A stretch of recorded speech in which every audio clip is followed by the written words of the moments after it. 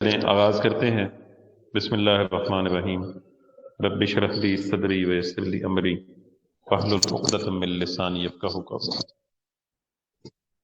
دیکھیں بیٹا، سب سے پہلی بات یہ ہے، پاکستان میں آج تک نظام اسلام کے لیے یا نفاذ اسلام کے لیے جو کوششیں کی گئی ہیں اس کا ہم ایک مختصر سا جائزہ لیں گے۔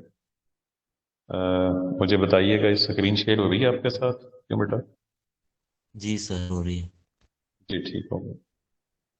اچھا، اس کی تاریخ ہے، تھوڑا سا اس کا ہسٹوریکل بیک گراؤنڈ ہے، وہ میں آپ کو بتاتا جاؤں۔ اس کا ہسٹوریکل بیک گراؤنڈ یہ ہے کہ ہم نے ایک ملک حاصل کیا اسلام کے نام پر۔ ہم نے نعرہ لگایا پاکستان کا مطلب کیا، لا الہ الا اللہ۔ اور یہ بتاتا جاؤں کہ یہ جو اشعار تھے نا، پاکستان کا مطلب کیا، لا الہ الا اللہ، یہ سیالکوٹ کے ایک شاعر تھے، اصغر سودائی ان کا نام ہے۔ قائد اعظم نے ان کی بڑی تعریف کی تھی اور کہا تھا کہ پاکستان بنانے میں ایک حصہ جو ہے وہ اصغر سودائی کا ہے۔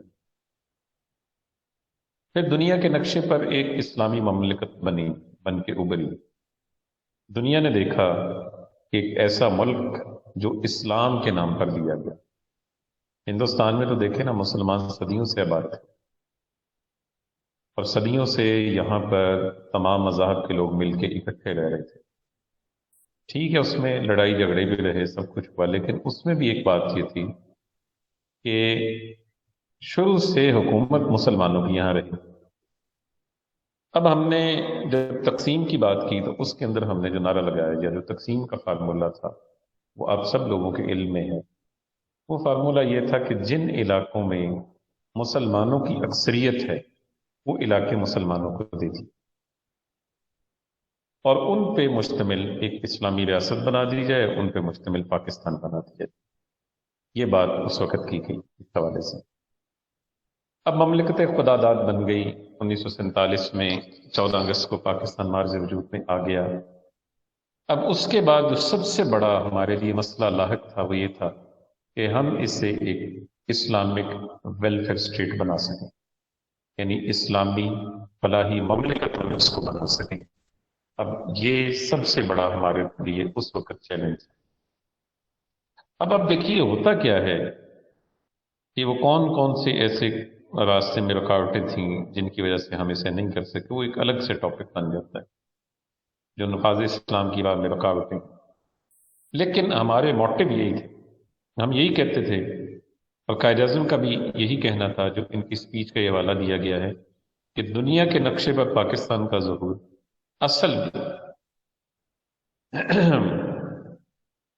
دنیا کے نقشے پر پاکستان کا ظہور اصل میں اس تخم کی نمود ہے۔ تخم کہتے ہیں کہ بیج کو، جو مسلمانان ہند کے سینوں میں جذبہ ایمانی کے نام سے مچل رہا تھا۔ پاکستان دراصل رضا الہی کے حصول کی ایک کوشش تھی، ایک ایسا خطہ زمین کا حصول جو اسلام کے اصولوں کو آزمانے کے لیے تجربہ کا بن سکے۔ خطہ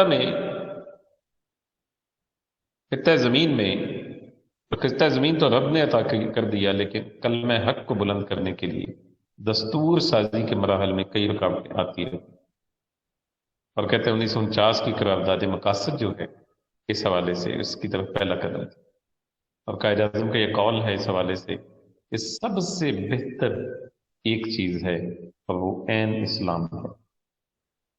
اب آپ دیکھیے کہ اس کے بعد ہم آج تک اس میں کامیاب نہیں ہو سکے، یہ بات تو طے شدہ ہے، اس میں تو کوئی شک نہیں ہے کہ ہم اس میں بالکل بھی آج تک کامیاب نہیں ہو سکے۔ اب جو کوششیں ہم نے کی، ہم سب سے پہلے ان کا جائزہ لیں۔ ایک تو 1977 سے قبل کی کوششیں ہیں، ایک 1977 کے بعد کی کوششیں۔ 77 سے پہلے کیا ہوا، ہم نے کیا کیا؟ قرارداد مقاصد پاس کی 12 مارچ 1949 کو، اور اس کے اندر ہم نے جو بنیادی اصول طے کیے وہ آپ نے سب نے پڑھے۔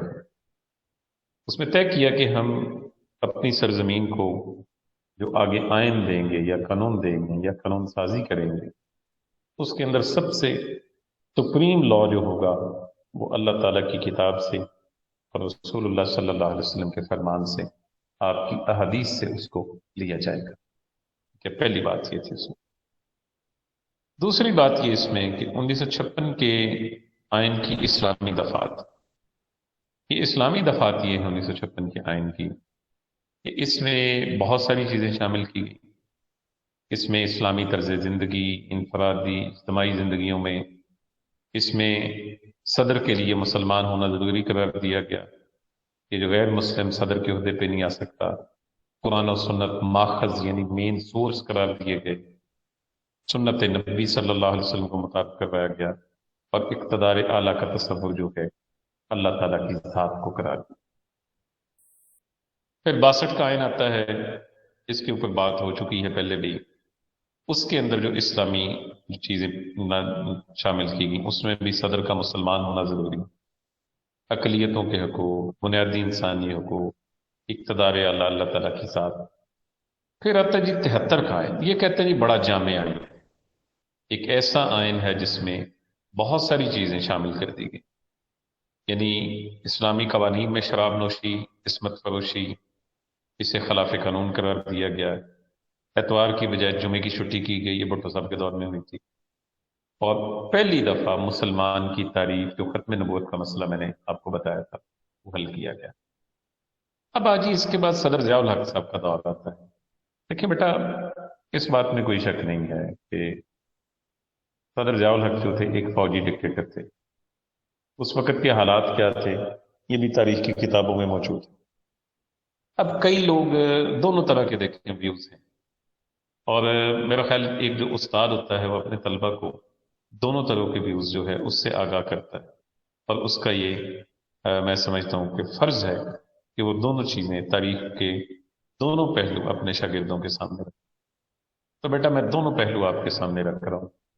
ایک طرف ہمارا جو مذہبی طبقہ ہے، اس کا بھی ایک سیکٹ جو ہے، زیادہ زیادہ سارے لوگ ہیں، ایک طبقہ اس مذہبی طبقے کا بھی جو صدر ضیاء الحق کو آج تک ان کی تعریف کرتا ہے، وہ کہتے ہیں جی وہ بڑا اسلام پسند آدمی تھے اور بہت بڑا کام کیا انہوں نے، اور کہا جاتا ہے کہ جی وہ بڑے تہجد گزار تھے اور بڑے نیک نمازی تھے، بڑا ان کا اللہ کے ساتھ تعلق تھا۔ یہ ساری باتیں اس میں بیان کی جاتی ہیں، اور وہ اسلام چاہتے تھے، اسلامی قوانین لے کے آئے ملک کے اندر۔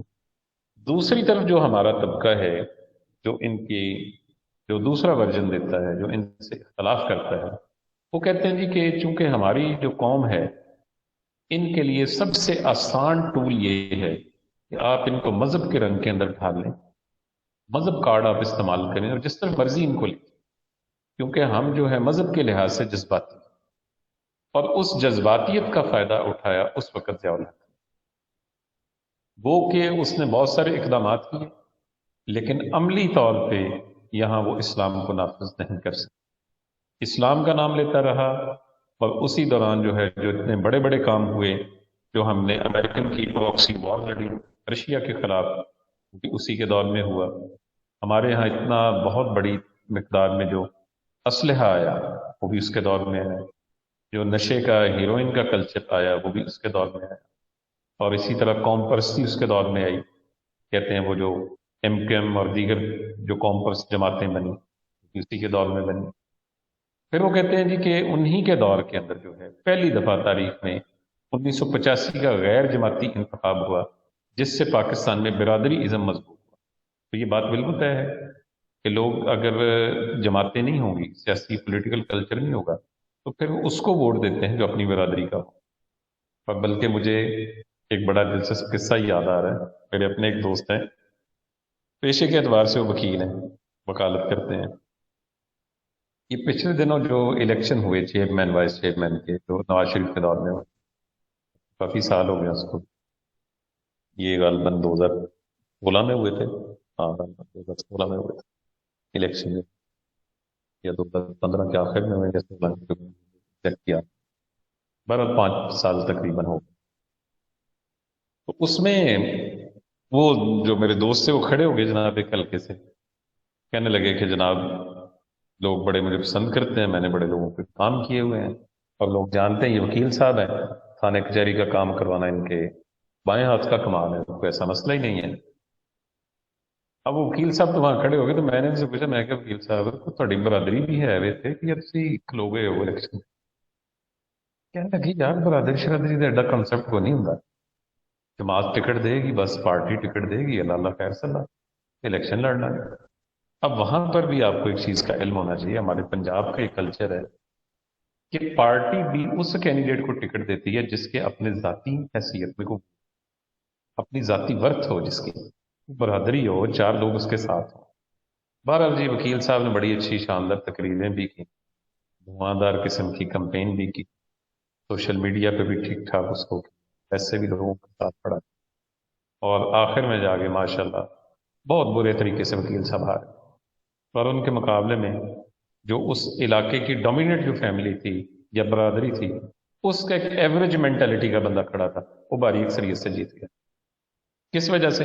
کہ اس کی برادری کے وہاں پر، اور برادری نے کہا جی بھاویں وکیل صاحب کیڈے چنگے کیوں نہ، اسی اپنی برادری تو باہر ووٹ نہیں دینا، ساڈا اپنا بندہ کھلوتا ہے، ساڈا اپنا بچہ کھلوتا ہے، الٹیمیٹ ایسا ہی ہوا۔ تو زیاد صاحب کے دور میں کہتے ہیں برادریاں سامنے آئی، لسانیت پرستی ہوئی، یہ ساری کی ساری باتیں ان کے حوالے سے کی جاتی۔ تو بہرحال ذاتی حیثیت میں انہیں کہا جاتا ہے کہ وہ ایک نیک آدمی تھے، کرپشن کا کوئی داغ دبا نہیں ان کے اوپر۔ انہوں نے یہاں پر جو امریکہ سے ڈالر آئے اسی دوران اپنی فوج کو ریہیبلیٹ کیا، ریہیبلیٹیشن کی انہوں نے، اور اسی دوران انہوں نے کہتے ہیں کہ سارا کا سارا اکوپمنٹ جو ہے وہ بھی نیا لیا، اور سٹنگر میزائل جو افغانستان میں استعمال ہوئے، جو وہاں پر دیے گئے افغان مجاہدین کو ان کے رشیا کے طیارے گرانے کے لیے، وہ سٹنگر میزائل بھی ہمارے جنرل صاحب نے ڈمپ کر دیے بہت سارے، جو بعد میں ہمارے کام بھی آئے اور ہمارے پاس شاید اب بھی موجود ہیں۔ تو ایسے بہت سارے کام، اچھے کام بھی انہوں نے کیے جو اس حوالے سے تھے۔ تو چلیے ان کے اچھے کاموں کے لحاظ سے ہم دیکھتے ہیں کہ انہوں نے جو سب سے پہلا زکوٰۃ و عشر کا نظام۔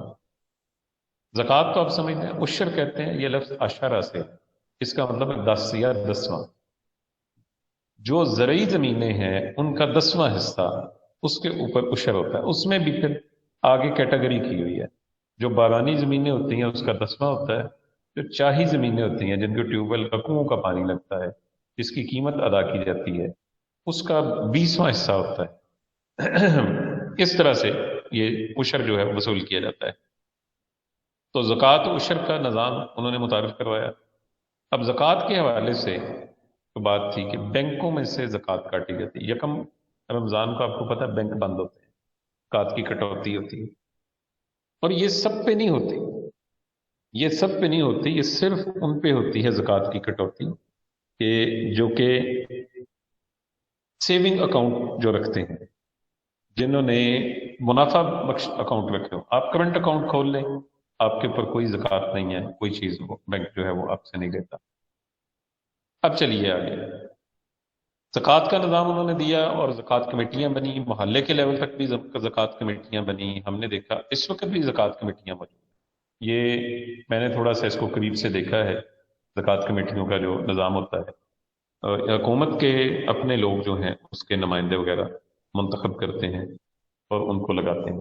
زکوٰۃ کی جو ویج ہے وہ بڑی کم ہے، کہ پچھلے دنوں تک تو بالکل معمولی سی زکوٰۃ کوئی 2,500-3,000 دی جا رہی تھی، اب شاید اس میں سے کچھ اضافہ کر دیا گیا۔ شرعی حدود کا نفاذ 12 ربیع الاول 1399 یا 10 فروری 1979 کو حدود آرڈیننس جاری کیا گیا۔ دیکھیں بیٹا، اس میں آپ سمجھتے ہیں، آپ قانون کے طالب علم ہیں، حد وہ سزا ہوتی ہے جو قرآن مجید میں آئی۔ پھر سن لیں، حد وہ سزا ہے جس کا تعین قرآن نے کر دیا ہے، جیسے قرآن مجید میں آتا ہے نا، تلک حدود اللہ، اللہ تعالیٰ کہتے ہیں یہ میری حدیں ہیں، فلا تعتدوها، ان کو نہ کراس کرنا۔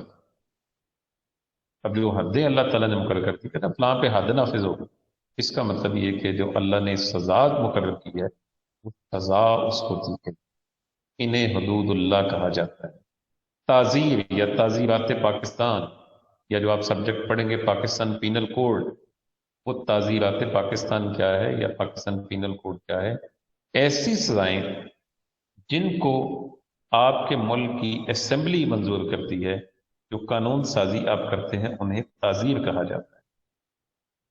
ٹھیک ہے جی، حدود اللہ نافذ کر دی گئیں، یعنی جو چوری، شراب نوشی، زنا، قذف اور دیگر جرائم کے اوپر اسلامی سزائیں جو ہے وہ ملک میں نافذ کر دی۔ اب دیکھیں، حدود آرڈیننس کے اوپر بھی اس قدر عمل نہیں ہو سکا، اس قانون کا بڑا مس یوز ہوا، بلکہ ڈاکٹر جاوید اقبال صاحب جو کہ علامہ اقبال کے بیٹے تھے، انہوں نے، وہ جج رہے لاہور ہائی کورٹ کے بھی، اپنے کتاب میں وہ لکھتے ہیں کہ ایسے ایسے معاملات پیش آئے کہ لوگوں نے اس کو سیاسی مقاصد کے لیے اس قانون کو استعمال کیا۔ بلکہ ایک واقعہ انہوں نے اس میں لکھا ہے کہ ایسا بھی ہوا کہ ایک کیس ان کے پاس آیا، اور اس میں یہ تھا کہ غالباً یہ ملتان سائڈ کا کیس تھا ان کے پاس۔ وہ لڑکا جو تھا وہ کہیں باہر ہوتا تھا کسی ملک میں، تو کہتے ہیں کہ وہ، اس کا باپ اور اس کی بیوی اس لڑکے کو ایئرپورٹ تک چھوڑنے کے لیے، کہتے ہیں چھوڑ کے جب واپس آئے تو ریلوے اسٹیشن جب اترے تو رات کا ٹائم تھا۔ انہوں نے کہا کہ اب ہم کہاں جائیں گے؟ تو کہتے ہیں وہیں قریب ہی انہوں نے جو ہے ریلوے اسٹیشن کے قریب وہی ایک کمرہ لیا کہ چلے رات وہاں رہتے ہیں، صبح چلے جائیں گے۔ اور بابا جی جو تھے وہ سائڈ پہ ہو کے ایک طرف لیٹ گئے، جو چارپائی تھی یا جو بیڈ تھا اس کے اوپر ان کی بہت ہو گئی۔ رات کو جناب دروازہ کھٹکھٹایا گیا اور جناب پولیس آ گئی اور انہوں نے پکڑ لیا اور ان بابا جی کو حدود کے کیس میں اندر کر دیا۔ یہ جاوید اقبال صاحب اپنی کتاب میں لکھتے ہیں۔ کہتے ہیں جب وہ کیس میرے سامنے آیا تو میں نے پھر ان کی ضمانت اور پولیس کی سرزنش کی۔ ایسے بہت سارے اور بھی واقعات ہوئے جن کے اندر ان قوانین کو غلط استعمال کیا۔ اس کے بعد سود کاری کے خاتمے کے لیے کوشش کی گئی اور بینکوں میں P L S account, profit and loss sharing account کھولے گئے، جن کے بارے میں آج تک جو ہے کہا جاتا ہے کہ وہ جتنے بھی اکاؤنٹ کھولے گئے تھے وہ سب کے سب اب بھی سود کی بنیاد پہ ہیں۔ بینک اس میں کیا کرتا کہ کبھی آپ کو زیادہ منافع دے دیتا تو کبھی کم دے دیتا، لیکن کبھی بھی آپ کو لاس نہیں شو کیا جاتا تھا، تاکہ یہ جسچر دیا جائے کہ اب جو پیسہ ہے اس کو کسی نہ کسی کاروبار میں، کسی نہ کسی بزنس میں اس کو لگایا گیا ہے۔ شرعی عدالتوں کا قیام، 10 فروری کو ہی شرعی عدالتوں کا قیام کا آرڈیننس بھی جاری کر دیا گیا اور ہائی کورٹ میں بھی شریعت بینچ بنا دیا گیا، اور مئی 1980 میں شریعت بینچوں کی جگہ وفاقی شرعی عدالت آ گئی۔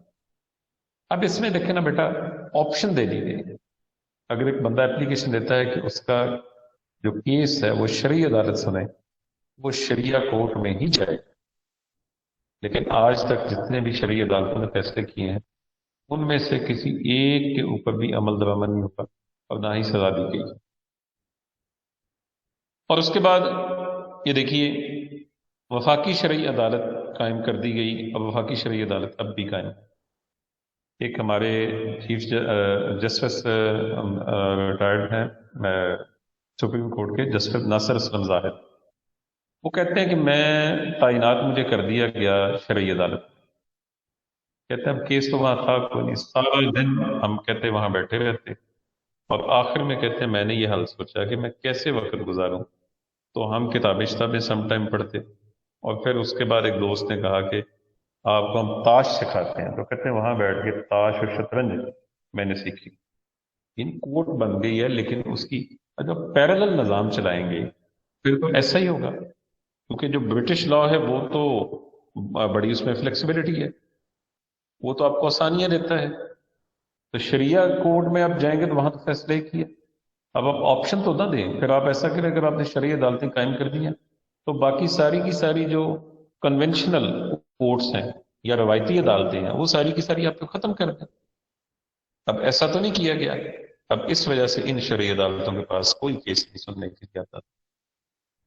اسلامیات کی لازمی تعلیم دی گئی، اور اس میں ڈگری کلاسز تک، یہ جو آپ اسلامیات اور مطالعہ پاکستان پڑھتے ہیں نا، ڈگری کلاسز تک صرف آپ ہی نہیں پڑھتے، جو بچے ایم بی بی ایس کرتے ہیں وہ بھی پڑھتے ہیں، جو انجینئرنگ کرتے ہیں وہ بھی پڑھتے ہیں، جو بی ایس پروگرام میں ہوتے ہیں وہ بھی پڑھتے ہیں۔ تمام تر لوگوں کے لیے جو ہے انہوں نے اسلامیات لازم قرار دے۔ اس وجہ سے کہ پاکستان اسلام کے نام پہ بنا ہے، اس لیے کم از کم مسلمانوں کو اپنا تشخص قائم کرنے کے لیے یہ اتنا کرنا ہوگا۔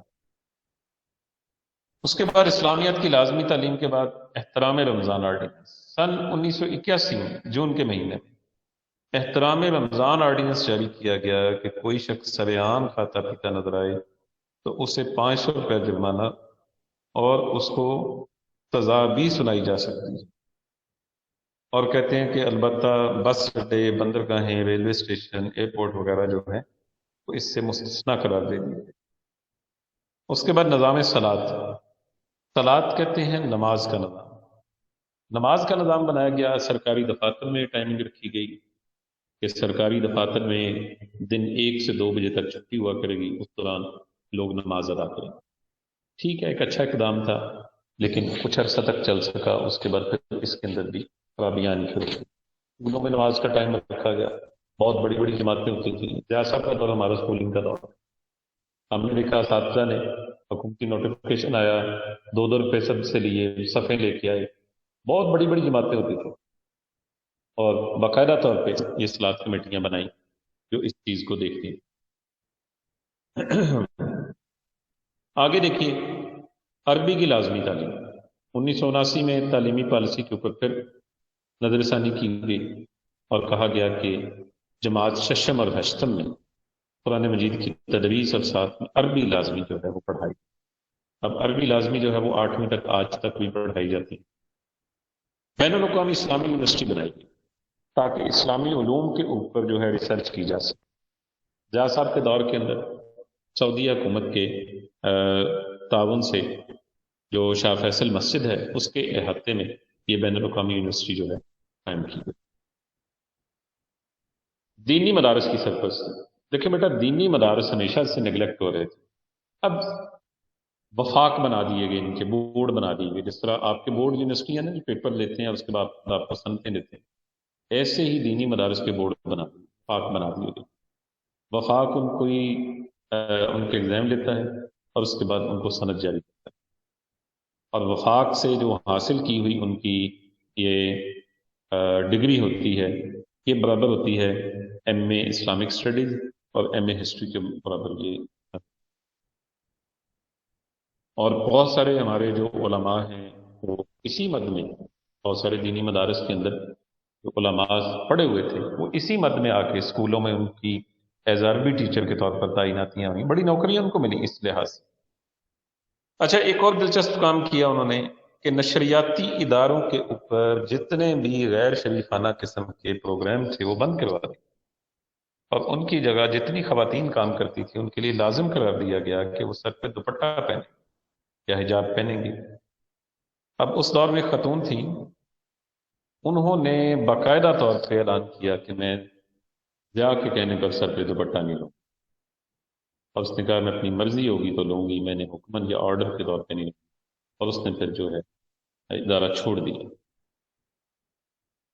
اور جتنے بھی ذرائع ابلاغ تھے ان کے لیے لازم قرار دیا گیا کہ ان سب کے جتنے بھی لوگ ہیں وہ سب کے سب جو ہیں وہ اپنے اسلامی شعار کو، ان چیزوں کو مد نظر رکھیں۔ حج اور دینی تقریبات، محافل شبینہ دکھائی جاتی ہیں، اذان کی جو ابتدا ہے وہ سنائی جاتی ہے، قرآن مجید عربی زبان جو ہے اس کے حوالے سے قرآن مجید میں پروگرام دکھائی جاتے ہیں۔ اس سارے کے سارے معاملات جو ہیں شریعتی اداروں کے لحاظ سے اس دور کے اندر ہوئے۔ قصاص اور دیت کا قانون، قصاص اور دیت کا قانون یعنی صدارتی آرڈیننس کے ذریعے سے قصاص اور دیت کا معاملہ۔ قصاص کیا ہوتا ہے؟ قتل کے بدلے میں قتل کرنا۔ دیت یہ ہے کہ خون بہا لے کر معاف کر دینا، خون بہا لے کر معاف کر دینا، اسے دیت کہتے ہیں۔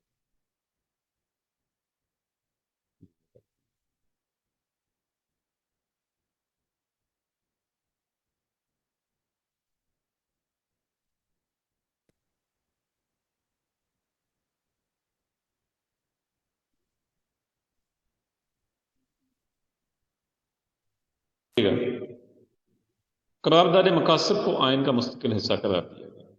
قرارداد مقاصد آئین کا جو آپ نے پڑھی شروع میں، عدالتی طریقہ کار میں جو اصطلاحات استعمال کی جاتی تھیں اور برطانوی دور کا جو ایک لباس تھا اس کی جگہ کہا گیا کہ ٹھیک ہے شلوار قمیض بھی پہن سکتے ہیں اور کالا کوٹ پہن لیں، شلوار قمیض کے ساتھ بھی پیش ہو سکتے ہیں، مائی لارڈ یا یور لارڈشپ کہنے کی کوئی ضرورت نہیں ہے، جناب علی، جناب والا کے الفاظ استعمال کر بات کی اجازت دے دی گئی۔ کے بعد آگے دیکھیے گا، اسلامی نظریاتی کونسل کی تشکیل نو کی۔ اسلامی نظریاتی کونسل جو 1973 کے آئین کے تحت بنی، اس کی تشکیل نو کی گئی۔ اور ایک اور کام کیا ریاض صاحب کے دور میں جو آج بھی چل رہا ہے، بڑا سکسیسفلی چل رہا ہے، وہ ہے مختصرات اعلیٰ کا تقرر۔ یہ مختصر دو ہوتے ہیں بیٹا، کمپیوٹرس مین یا مختصر، آپ ان کی ویب سائٹ پہ جا کے آن لائن بھی آپ اپنی کمپلین فائل کر سکتے ہیں۔ اگر آپ کو وفاق کے کسی ادارے سے کوئی پرابلم ہے، وابڈا، پی ٹی سی ایل، سوئی گیس یا اس طرح کے کسی بھی ادارے سے کوئی پرابلم ہے، آپ اس ادارے کے خلاف وفاقی محتسب کو اپلیکیشن دیتے ہیں، اور وفاقی محتسب کی عدالت میں مور دین 90% فیصلے جو ہوتے ہیں وہ عوام کے انٹرسٹ کے مطابق کیے جاتے ہیں۔ اور پنجاب کے اگر کسی محکمے سے ہے تو آپ پنجاب جو محتسب ہے آپ اس کو اپلیکیشن دے سکتے ہیں۔ اسی طرح مسجد مکتب اسکول بنائے گئے۔ مسجد مکتب اسکول یہ تھے کہ پرائمری تک کی جو تعلیم تھی وہ مساجد میں بٹھا کے دی جاتی، پرائمری تک کی تعلیم مساجد میں بٹھا کر وہ دیتے تھے۔